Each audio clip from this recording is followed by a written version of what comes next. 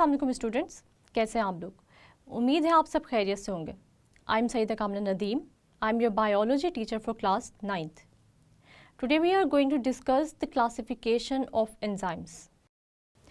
तो पहले मैं आप लोगों को थोड़ा सा रिकॉल करा देती हूँ अपना पिछला लेक्चर कि हम लोगों ने एंजाइम्स को किस तरह इंट्रोड्यूस किया था, एंजाइम्स क्या होते हैं, सबस्ट्रेट क्या होते हैं, प्रोडक्ट्स क्या होते हैं, और फिर हम आज के टॉपिक पे आएंगे कि हम लोग किस तरह एंजाइम्स को नेम देते हैं और क्लासिफाई करते हैं। तो स्टूडेंट्स, आप लोगों को पता है कि एंजाइम्स ऐसे बायोकेमिकल सब्सटेंसेस होते हैं जो कि किसी भी केमिकल रिएक्शन को स्पीड अप करते हैं। हमने ये भी पढ़ा था कि एंजाइम्स प्रोटीन इन नेचर होते हैं, यानी एंजाइम्स प्रोटीन से बने होते हैं। हम ये देखते हैं स्टूडेंट्स कि जो लीनियर चेन्स होती हैं अमाइनो एसिड्स की, ये आपस में कॉइल्ड होती हैं और ये कॉइल होकर एक ग्लोब लाइक स्ट्रक्चर बनाती हैं, यानी गोल स्ट्रक्चर बनाती है, जैसे एक बल्ब होता है गोल। और हम ये कहते हैं कि एंजाइम्स का ग्लोब्यूलर 3 डायमेंशनल स्ट्रक्चर है। फिर हम ये देख लेते हैं कि एंजाइम्स जिन केमिकल सब्सटेंसेस को प्रोडक्ट्स में कन्वर्ट करते हैं, या हम यूँ कहें कि वो सब्सटेंसेस या वो मॉलिक्यूल्स जिन पर एंजाइम एक्ट करता है, इन मॉलिक्यूल्स को हमने नाम दिया था सबस्ट्रेट का। और वो मॉलिक्यूल्स जो सबस्ट्रेट से प्रोड्यूस हुए थे, यानी एंजाइम ने सबस्ट्रेट को जिन मॉलिक्यूल्स में कन्वर्ट किया था, उन मॉलिक्यूल्स को हमने नाम दिया था प्रोडक्ट्स का। इसके अलावा आज हम ये पढ़ने जा रहे हैं कि हम किस बेस पर एंजाइम्स की नेमिंग करते हैं और उनको डिफरेंट टाइप्स में क्लासिफाई कर सकते हैं। सबसे पहले हम ये देखते हैं कि पहले ज़माने में एंजाइम्स की जो नेमिंग थी वो वही साइंटिस्ट करते थे जो कि किसी भी एंजाइम को डिस्कवर करते थे, यानी उनकी नेमिंग किसी स्पेसिफिक बेस पे नहीं होती थी, बल्कि जिस साइंटिस्ट ने उनको डिस्कवर किया उन्होंने ही उनको एक स्पेसिफिक नाम दे दिया।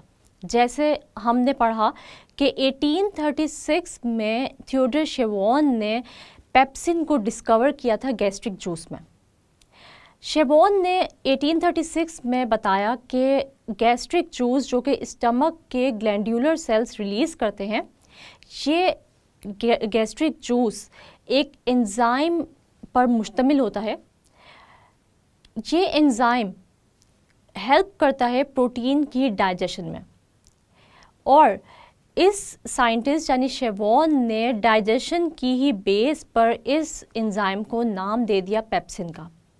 क्योंकि पेप्सिन हम देखते हैं डाइजेशन में हेल्प करता है, तो उसने एक ग्रीक वर्ड जिसका मतलब था डाइजेशन, उस पर ही इस एंजाइम को नाम दे दिया पेप्सिन का। लेकिन आज हम देखते हैं कि ज़्यादातर जो एंजाइम्स हैं उनकी नेमिंग डिपेंड करती है उस सबस्ट्रेट पर जिस पर के एंजाइम एक्ट करता है। मतलब हम ये देखते हैं कि जैसे अगर एक एंजाइम सेलुलोज को डाइजेस्ट कर रहा है तो उसका नाम होगा सेलुलेज एंजाइम। मतलब इसका ये हुआ कि सबस्ट्रेट कौन है? सेलुलोज, और इसी बेस पर हमने एंजाइम को नाम दिया सेलुलेज का। और एज हम हमेशा एंजाइम के सफिक्स के तौर पे, यानी एंड पर हम लोग किसी भी एंजाइम को जब भी हम नाम देंगे तो एंजाइम का जो पहला यानी शुरू वाला पार्ट होगा वो तो उस बेस पर हमने लिखा जो कि सबस्ट्रेट था जिस पर एंजाइम एक्ट कर रहा था, और एंड पे हमने एक सफिक्स लगा देना है जो कि है एज, यानी ASE एज, जैसे सेलुलेज। सेलुलोज पर जो एक्ट करेगा एंजाइम उसको हमने नाम दे दिया सेलुलेज का। स्टूडेंट्स, हम ये देखते हैं कि बहुत सारे ऐसे केमिकल रिएक्शंस होते हैं जिनमें वाटर बड़े मॉलिक्यूल्स को छोटे मॉलिक्यूल्स में कन्वर्ट करता है। मतलब हम बहुत सारे ऐसे डाइजेस्टिव रिएक्शंस देखते हैं जिनमें वाटर मॉलिक्यूल्स यूज़ होते हैं, और ये वाटर मॉलिक्यूल्स लार्जर सब्सटेंसेस को स्मॉल सब्सटेंसेस में क्या करते हैं? ब्रेक डाउन कर देते हैं। हम देखते हैं वो केमिकल रिएक्शंस जिनमें वाटर मॉलिक्यूल यूज़ होता है लार्जर मॉलिक्यूल्स को स्मॉल मॉलिक्यूल्स में कन्वर्ट करने के लिए, ऐसे केमिकल रिएक्शंस को हम नाम देते हैं हाइड्रोलिटिक रिएक्शन का या हाइड्रोलिसिस का। और हाइड्रोलिसिस का अगर हम मतलब देखें तो हाइड्रोलिसिस दो वर्ड से मिलकर बना है, एक है हाइड्रो मतलब वाटर और लिसिस मतलब ब्रेकडाउन, यानी कोई भी ऐसा केमिकल रिएक्शन जो कि वाटर की हेल्प से अकम्प्लिश हो रहा है और जिसमें वाटर मॉलिक्यूल किसी भी लार्जर मॉलिक्यूल को स्मॉल मॉलिक्यूल में कन्वर्ट कर रहा है, तो हम ऐसे केमिकल रिएक्शन को नाम देंगे हाइड्रोलिसिस का। स्टूडेंट्स, इसका मतलब ये हुआ कि वो केमिकल रिएक्शंस जिनमें वाटर मॉलिक्यूल एक्ट कर रहे हैं उसको तो हमने नाम दे दिया हाइड्रोलिसिस का। अब इन केमिकल रिएक्शंस में भी एंजाइम इन केमिकल रिएक्शंस को स्पीड अप करेगा, यानी एंजाइम्स, वो एंजाइम्स जो कि हाइड्रोलिसिस रिएक्शंस जो होंगे या हाइड्रोलिटिक रिएक्शंस जो होंगे उनको स्पीड अप करेंगे या इन रिएक्शंस को अकम्प्लिश करने में हेल्प करेंगे। ऐसे एंजाइम्स को हम नाम देंगे हाइड्रोलेसिस का, यानी हाइड्रोलेसिस एंजाइम्स वो एंजाइम्स होंगे जो कि हाइड्रोलिटिक रिएक्शंस में हेल्प करेंगे इन रिएक्शंस को अकम्प्लिश करने में और इन रिएक्शंस की स्पीड को बहुत ज़्यादा फास्ट कर देंगे। स्टूडेंट्स, हमने ये देखा कि जितने भी एंजाइम्स होते हैं उनका काम यही होता है कि वो स्पीड अप करते हैं किसी भी केमिकल रिएक्शन को मिलियंस टाइम्स फास्टर अगर हम इसको कंपेयर करें किसी भी अनकैटेलाइज्ड रिएक्शन से, यानी ऐसे रिएक्शंस जिनमें एंजाइम्स यूज़ नहीं हो रहे उनकी अगर हम स्पीड देखें तो बहुत ही कम होती है, और वो रिएक्शंस जो कि कैटेलाइज्ड होते हैं या जिनमें एंजाइम्स जो है वो यूटिलाइज हो रहे थे उनको हम कहते हैं कि ये कैटेलाइज्ड रिएक्शन है, तो उनकी स्पीड बहुत ही तेज़ होती है। स्टूडेंट्स, अब जो हाइड्रोलिसिस एंजाइम्स होते हैं ये एंजाइम्स हाइड्रोलिसिस में हेल्प करते हैं और इन एंजाइम्स को हम डिफरेंट टाइप्स में डिवाइड कर सकते हैं। स्टूडेंट्स, इससे पहले कि मैं आपको हाइड्रोलिसिस एंजाइम्स की टाइप्स बताऊं, मैं आप लोगों को एक दफ़ा रिकॉल कराना चाहती हूँ कि हमने दो मेन टाइप्स या दो मेन कैटेगरीज पढ़ी थी एंजाइम्स की, जो कि इस बेस पर हमने क्लासिफाई किया था एंजाइम्स को कि वो किस जगह पर एक्ट कर रहे हैं, क्या वो सेल के अंदर एक्ट कर रहे हैं या वो सेल से बाहर निकल के एक्ट कर रहे हैं। तो हमने दो कैटेगरीज पढ़ी थी जिसको हमने नाम दिया था इंट्रा सेलुलर एंजाइम्स का, यानी वो एंजाइम्स जो कि किसी भी सेल के अंदर रहते हुए काम करते हैं, सबस्ट्रेट को प्रोडक्ट में कन्वर्ट करते हैं, तो ऐसे एंजाइम्स को हमने नाम दिए थे इंट्रा सेलुलर एंजाइम्स। जैसे हमने एग्जांपल पढ़ी थी वो एंजाइम्स जो कि ग्लाइकोलिसिस में हेल्प करते हैं, यानी ग्लूकोज की ब्रेकडाउन में हेल्प करते हैं during the process of respiration, वो साइटोप्लाज्म में ही मौजूद होते हैं और ये रिएक्शन जो है ये सेल के अंदर ही होते हैं। इसलिए ये एंजाइम्स यानी ये एंजाइम्स जो कि ग्लाइकोलिसिस में एक्ट करेंगे यानी ग्लूकोज की ब्रेकडाउन में हेल्प करेंगे, ये होंगे इंट्रासेलुलर एंजाइम्स। और दूसरी कैटेगरी हमने पढ़ी थी वो एंजाइम्स जो कि थे एक्स्ट्रा सेलुलर एंजाइम्स, यानी ऐसे एंजाइम्स जो कि सेल से बाहर निकल के एक्ट करते हैं सबस्ट्रेट पर। तो ऐसे एंजाइम्स की एग्जांपल में हमने पढ़ा था पेप्सिन को, और पेप्सिन एंजाइम स्टमक में गैस्ट्रिक जूस में प्रेजेंट होता है जो कि ग्लैंड्यूलर सेल रिलीज़ करता है सेल से बाहर। ग्लैंड्यूलर सेल से बाहर रिलीज़ होते हैं गैस्ट्रिक जूस, स्टमक में आता है और स्टमक में फिर ये गैस्ट्रिक जूस में जो पेप्सिन मौजूद होता है ये प्रोटीन की डाइजेशन में हेल्प करता है और प्रोटीन मॉलिक्यूल्स को कन्वर्ट कर देता है या उसकी ब्रेक डाउन कर देता है इनटू अमाइनो एसिड्स। तो हमने ये मेजर दो कैटेगरीज पढ़ी थी एंजाइम्स की, इंट्रासेलुलर एंजाइम्स और extra cellular enzymes on the basis of their site of action. लेकिन आज जो एंजाइम्स हम पढ़ने जा रहे हैं इनकी कैटेगरी हम किस तरह बनाएंगे या हम इनको किस बेस पर क्लासिफाई करेंगे, तो हम इन एंजाइम्स को क्लासिफाई करेंगे इस बेस पर कि ये किस सबस्ट्रेट पर एक्ट कर रहे हैं और ये क्या प्रोडक्ट प्रोड्यूस कर रहे हैं। जैसे कि आज हम पढ़ने जा रहे हैं हाइड्रोलेसिस की डिफरेंट टाइप्स को। सबसे पहले हम देखते हैं कि कार्बोहाइड्रेसिस ऐसे एंजाइम्स होते हैं जो कि कार्बोहाइड्रेट सबस्ट्रेट को कन्वर्ट करते हैं प्रोडक्ट में, या हम यूँ कह सकते हैं कि the enzymes that help in the breakdown of carbohydrate molecules are called carbohydrases, जिसमें हम लोग एग्जांपल पढ़ेंगे अमाइलेसिस की। अमाइलेसिस वो एंजाइम्स हैं जो कि स्टार्च की ब्रेक डाउन करते हैं। हम देखते हैं स्टूडेंट्स, दो टाइप्स होती है अमाइलेजेस की। एक तो होते हैं स्लेवरी अमाइलेजेस, वो अमाइलेजेस जो कि हमारे स्लाइवा में मौजूद होते हैं, यानी हमारे थूक में, जो कि हमारे माउथ में स्लाइवा प्रोड्यूस होता है उसमें मौजूद होते हैं, और ये हेल्प करते हैं स्टार्च के डाइजेशन में।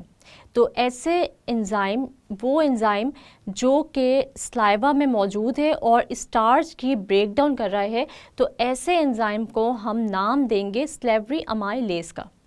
स्टूडेंट्स, पेनक्रियाटिक जूस में भी एक एंजाइम होता है जिसको हम कहते हैं पेनक्रियाटिक अमाइलेज, और ये पेनक्रियाटिक अमाइलेज भी हेल्प करता है स्टार्च की डाइजेशन में।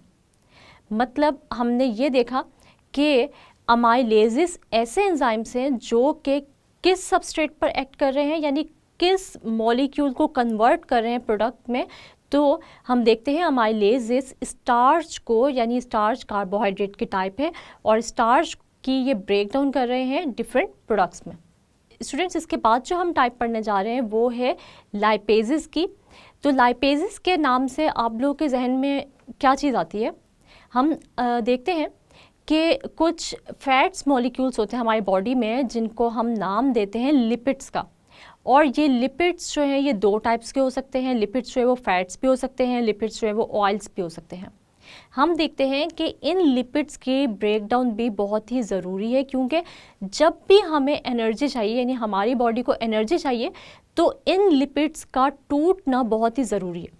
लेकिन जब भी कोई भी मॉलिक्यूल टूटेगा तो हमें उसको जो है वो हीट प्रोवाइड करनी पड़ेगी, यानी हाई टेम्परेचर देना पड़ेगा, या फिर हमें जो है वो उसको बहुत ज़्यादा एनर्जी देनी पड़ेगी। लेकिन क्योंकि हमारी बॉडी का अपना टेम्परेचर तो 37 डिग्री सेंटीग्रेड है, और इससे ज़्यादा हाई टेम्परेचर पर हम देखते हैं कि ये रिएक्शंस जो है वो अगर नहीं हो सकते, क्योंकि अगर हमारी बॉडी का टेम्परेचर हाई हुआ तो बहुत सारे एंजाइम्स डीनेचर हो जाएंगे।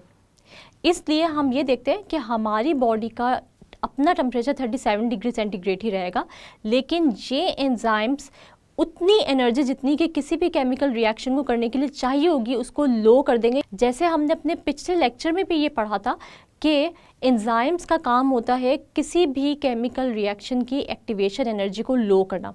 तो जितनी एनर्जी किसी भी लिपिड मॉलिक्यूल को तोड़ने के लिए चाहिए, जब इस लिपिड मॉलिक्यूल को एंजाइम तोड़ेगा तो अब हमें कम एनर्जी चाहिए इन लिपिड्स को अपने प्रोडक्ट्स में कन्वर्ट करने के लिए। और इस काम के लिए जो एंजाइम्स यूज़ होते हैं, यानी वो एंजाइम्स जो कि लिपिड्स की ब्रेक डाउन करते हैं, इन एंजाइम्स को हम नाम देते हैं लाइपेजेस का। इसी तरह स्टूडेंट्स, आप लोगों ने प्रोटीएजेस एंजाइम्स के बारे में भी पढ़ा होगा कि प्रोटीएज एंजाइम कौन से एंजाइम्स होंगे, यानी आप लोगों के जहन में कोई ऐसा न्यूट्रिएंट आता है जो कि प्रोटीएज एंजाइम की मदद से टूटता होगा। तो हम ये देखते हैं, मैं आप लोगों को कुछ हिंट्स देती हूँ। आप लोगों ने, मैं आपको कुछ नाम बताती हूँ न्यूट्रिएंट्स के, जो कि आपने सोचना है कि क्या ये इनमें से कोई न्यूट्रिएंट मौजूद है जो कि इस एंजाइम यानी प्रोटीएज एंजाइम से जिसकी ब्रेकडाउन होती होगी। तो सबसे पहले, क्या आप लोगों के जहन में जो है वो प्रोटीएज एंजाइम से मिलता जुलता जो न्यूट्रिएंट है वो वाटर मॉलिक्यूल हो सकता है? क्या वो लिपिड्स हो सकते हैं जो कि प्रोटीएज एंजाइम से ब्रेकडाउन होते होंगे? क्या वो सेलुलोज है, या फिर वो प्रोटीन मॉलिक्यूल्स हैं जो कि प्रोटीएज एंजाइम से टूट सकते होंगे? तो स्टूडेंट्स, आप थोड़ा सोचें कि कौन सा इनमें से मॉलिक्यूल है जो कि प्रोटीएज एंजाइम से जो है वो उसका नाम मिलता जुलता है और वो प्रोटीएज एंजाइम की मदद से टूटता होगा। तो स्टूडेंट्स, आप लोगों के जहन में यकीनन एक ही नाम आया होगा और वो होगा प्रोटीन का, क्योंकि हम ये देखते हैं कि प्रोटीन और प्रोटीएज एंजाइम बिल्कुल एक जैसे इनके नाम है। प्रोटीएज एंजाइम्स वो एंजाइम्स हैं जो कि प्रोटीन मॉलिक्यूल्स की ब्रेकडाउन में हेल्प करते हैं और इन प्रोटीन मॉलिक्यूल्स को कन्वर्ट करते हैं छोटे यूनिट्स में या छोटे मॉलिक्यूल्स में, जिनको कि हम नाम देते हैं अमाइनो एसिड्स का। हमें पता है कि मिलियंस ऑफ अमाइनो एसिड्स मिलकर एक प्रोटीन मॉलिक्यूल बनाते हैं। इसी तरह जब ये प्रोटीएज एंजाइम्स इन प्रोटीन मॉलिक्यूल्स यानी लार्जर मॉलिक्यूल्स ऑफ प्रोटीन्स पर एक्ट करते हैं, तो ये इन मॉलिक्यूल्स ऑफ प्रोटीन्स को स्मॉलर यूनिट्स या small molecules of amino acids में कन्वर्ट कर देते हैं। इसी तरह जैसे हम लोगों ने अभी थोड़ी देर पहले ही एक एग्जाम्पल पढ़ी है प्रोटीएज एंजाइम की, अगर आप लोगों को याद हो तो हमने ये पढ़ा है कि स्टमक में एक जूस सेक्रेट होता है जिसके अंदर एक एंजाइम मौजूद होता है और वो एंजाइम है पेप्सिन, जो कि प्रोटीन की डाइजेशन में हेल्प करता है। इसके अलावा हम ये देखते हैं कि एक मॉलिक्यूल है जिसका आप लोगों ने नाम सुना होगा, सेलुलोज। तो मैं आप लोगों को एक दफ़ा बता दूं कि सेलुलोज कौन सा मॉलिक्यूल है जो आप लोगों ने ऑलरेडी जिसके बारे में बहुत ज़्यादा सुना हुआ भी है, और ये बहुत ही मशहूर मॉलिक्यूल है। और आप लोगों को ये भी पता है कि ये हमारी बॉडी में मौजूद नहीं होता, मगर हम ये देखते हैं कि ये प्लांट्स की सेल वॉल की कॉम्पोजिशन में मेजर रोल प्ले करता है। यानी हम देखते हैं कि सेलुलोज एक ऐसा केमिकल कंपाउंड है जो कि प्लांट की सेल वॉल को बनाता है, और मेजर जो केमिकल कंपाउंड प्लांट की सेल वॉल को बना रहा है वो सेलुलोज ही है। लेकिन अगर हम कोई भी फल खाते हैं या हम सब्ज़ी खाते हैं और हमने सेलुलोज की डाइजेशन करनी है, तो हम ये देखते हैं कि हमारी बॉडी में सेलुलोज एंजाइम मौजूद नहीं है। स्टूडेंट्स, सेलुलोज एक कार्बोहाइड्रेट है, यानी सेलुलोज एंजाइम भी एक कार्बोहाइड्रेज एंजाइम की ही एग्जाम्पल है। और ये सेलुलेज एंजाइम किस बेस पर हमने इसको सेलुलेज एंजाइम का नाम दिया है? हमने इस बेस पे नाम दिया है क्योंकि ये इसका जो सबस्ट्रेट है, यानी जिस मॉलिक्यूल की ये ब्रेक डाउन करेगा वो है सेलुलोज, और ये सेलुलोज को कन्वर्ट करेगा अपने प्रोडक्ट्स में, और इसीलिए हम इसको नाम देते हैं सेलुलेज एंजाइम का। स्टूडेंट्स, जैसे अभी हमने देखा कि हमने डिफरेंट टाइप्स पढ़ी हाइड्रोलेज एंजाइम्स की, और हमने इनमें पढ़ा कि कार्बोहाइड्रेज एंजाइम्स हैं, और इनमें हमने फर्दर टाइप्स पढ़ी, जैसे कि हमने देखा कि अमाइलेजेस हैं, सेलुलेजेस हैं। इसके अलावा हम लोगों ने प्रोटीएजेस की भी टाइप्स पढ़ी। फिर हम लोगों ने लाइपेजेस को भी पढ़ा कि लाइपेजेस लिपिड्स को डाइजेस्ट करता है। अब हम ये देखते हैं कुछ ऐसे केमिकल रिएक्शंस भी होते हैं जिनमें इलेक्ट्रॉन्स या ऑक्सीजन जो है वो ऐड हो रही होती है या ऑक्सीजन जो है वो रिमूव हो रही होती है। तो ऐसे रिएक्शंस के बारे में हम पढ़ते हैं, और हम ऐसे रिएक्शंस को क्या नाम देते हैं? ऑक्सीडेशन रिडक्शन रिएक्शंस का, यानी रिडॉक्स रिएक्शंस। हम ये देखते हैं कि वो रिएक्शंस जिनमें के ऑक्सीजन ऐड हो रही है उनको हम नाम देते हैं ऑक्सीडेशन का, और ऐसे रिएक्शन जिनमें के ऑक्सीजन रिमूव हो रही है उनको हम नाम देते हैं रिडक्शन का। ऑक्सीडेशन और रिडक्शन की जो डेफिनेशंस हैं वो फर्दर भी बहुत डिफरेंट टाइप्स पे हैं, इलेक्ट्रॉन्स की एडिशन या इलेक्ट्रॉन्स के रिमूवल की बेस पर। इसके अलावा जो है वो हाइड्रोजन की एडिशन या हाइड्रोजन की रिमूवल की बेस पर। लेकिन अभी जो है वो मैंने आपको ऑक्सीजन की बेस पर जो है वो मैंने बताया कि ऑक्सीडेशन ऐसे रिएक्शन जिनमें ऑक्सीजन ऐड हो रही है, और रिडक्शन ऐसे रिएक्शन जिनमें ऑक्सीजन रिमूव हो रही है। और इन दोनों रिएक्शंस को अगर हम लोग कलेक्टिवली कहें तो हम कहते हैं कि ये ऑक्सीडेशन रिडक्शन रिएक्शंस हैं, या फिर अगर हम इनकी शॉर्ट फॉर्म और कर दें तो हम ये कहते हैं कि ये रिडॉक्स रिएक्शंस हैं। तो ऐसे रिएक्शंस को भी बहुत ज़्यादा एनर्जी चाहिए, और इनकी एनर्जी को भी लो करने के लिए एंजाइम्स आते हैं, और ये एंजाइम्स इन रिएक्शंस की स्पीड को क्या कर देते हैं? बहुत ही तेज़ कर देते हैं, और ये रिएक्शंस बहुत ही कम वक्त में अकम्प्लिश हो जाते हैं। और ऐसे रिएक्शंस जिनमें के ये एंजाइम्स यूज़ हो रहे हैं, तो ऐसे जो एंजाइम्स होते हैं जो कि ऑक्सीडेशन रिडक्शन रिएक्शन में हेल्प करते हैं, तो हम लोग ये कहते हैं कि ये ऑक्सीडेज एंजाइम है या रिडक्टेज एंजाइम है। वो एंजाइम जो कि ऑक्सीडेशन में हेल्प करेगा वो होगा ऑक्सीडेज एंजाइम, और वो एंजाइम जो कि रिडक्शन रिएक्शन में हेल्प करेगा वो होगा रिडक्टेज एंजाइम। या फिर हम यूँ कहेंगे कि ये है ऑक्सीडेशन रिडक्शन रिएक्शंस के एंजाइम्स, यानी वो एंजाइम जो कि ऑक्सीडेशन रिडक्शन में हेल्प करेंगे उनको हम नाम देंगे ऑक्सीडेशन रिडक्शन एंजाइम्स का। स्टूडेंट्स, अभी मैं आप लोगों से एक छोटा सा क्विज लेती हूँ और मैं आप लोगों से कुछ क्वेश्चंस करती हूँ जिससे मुझे पता चलेगा कि क्या आप लोगों को इस लेक्चर की समझ आई है या नहीं आई। क्या आप लोगों को पता चल गया कि हम एंजाइम्स को किस बेस पर नेम देते हैं, या हम किस बेस पर उनकी नेमिंग और उनकी क्लासिफिकेशन करते हैं। तो सबसे पहला जो मेरा क्वेश्चन है वो ये है कि व्हाट आर प्रोटीएजेस। तो आप लोगों को पता है कि प्रोटीएजेस ऐसे एंजाइम्स हैं जो कि प्रोटीन्स को अमाइनो एसिड्स में कन्वर्ट करते हैं। इसके बाद अगर आप लोगों से पूछा जाए कि डिफाइन अमाइलेजेस या write down the types of amylases, तो आप लोगों को पता होना चाहिए कि amylases are the enzymes that help in the break down of starch molecules. और हमने ये भी देखा कि अमाइलेजेस की दो टाइप्स हैं, एक है पेनक्रियाटिक अमाइलेज और एक है स्लेवरी अमाइलेज। और मैंने आपको ये बताया कि पेनक्रियाटिक अमाइलेज और स्लेवरी अमाइलेज में क्या डिफरेंस है। फिर हमने ये पढ़ा कि लाइपेजेस क्या होते हैं। तो लाइपेजेस वो एंजाइम्स हैं जो कि लिपिड्स की ब्रेक डाउन करते हैं। स्टूडेंट्स, आप लोगों ने ये क्वेश्चंस अच्छे तरीके से तैयार कर लेने हैं। ये आप लोग की जो है वो आप लोग की नॉलेज में इजाफा करते हैं कि हम लोग एंजाइम्स को किस तरह नेम दे सकते हैं या हम लोग एंजाइम को किस बेस पर जो है वो क्लासीफाई कर सकते हैं। और आज जो हमने टॉपिक पढ़ा, इनमें से आप लोग को शॉर्ट क्वेश्चंस भी आ सकते हैं और इनमें से आप लोग को एमसीक्यूज भी आ सकते हैं। तो आप लोगों ने ये टॉपिक भी अच्छे तरीके से तैयार कर लेना है और मुझे उम्मीद है कि आप लोगों को आज के लेक्चर की अच्छे तरीके से समझ आ गई होगी और आप लोगों ने अच्छे से ये क्विज जो है वो तैयार करना है। स्टूडेंट्स, आप लोगों ने आज पढ़ी क्लासिफिकेशन ऑफ एंजाइम्स, मतलब हम एंजाइम्स को किस बेस पर क्लासिफाई कर सकते हैं डिफरेंट टाइप्स में। हमने देखा कि हम लोग एंजाइम्स को उनकी साइट की बेस पर क्लासिफाई कर सकते हैं, मतलब वो किस जगह पर एक्ट करते हैं, और हम इस बेस पर भी क्लासिफाई कर सकते हैं कि किस टाइप ऑफ सबस्ट्रेट को वो प्रोडक्ट में कन्वर्ट कर रहे हैं, जिसके अंदर हम लोगों ने डिफरेंट टाइप्स पढ़ी एंजाइम्स की, जैसे कि हमने पढ़ा प्रोटीएजेस को, लाइपेजेस को, अमाइलेजेस को, और इसके अलावा हमने ये भी देखा कि हाइड्रोलेज एंजाइम हम किसको कहते हैं। उम्मीद है आप लोगों को आज के लेक्चर की समझ आई होगी। अगले लेक्चर तक के लिए अपना बहुत सारा ख्याल रखिएगा और मुझे दुआओं में याद रखिएगा। तब तक के लिए अल्लाह हाफिज़।